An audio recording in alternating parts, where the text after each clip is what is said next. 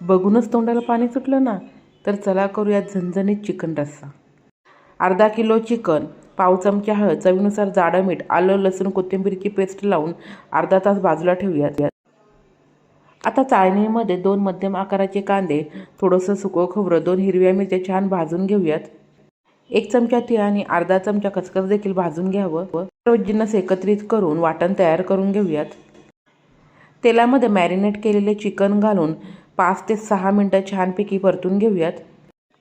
Chicken परतून झाल्यानंतर त्याच कढईमध्ये तेलामध्ये थोडासा कांदा टाकून हलकासा लालसर झाल्यानंतर परतून घेतलेले चिकन, कांदा लसूण मसाला, काश्मीरी लाल मिरची पावडर, चिकन मसाला आणि थोडीशी हळद घालून व्यवस्थित परतून झाल्यानंतर आता तयार केलेले वाटण घालून व्यवस्थित मिक्स करून एक वाफ काढून घ्यावी.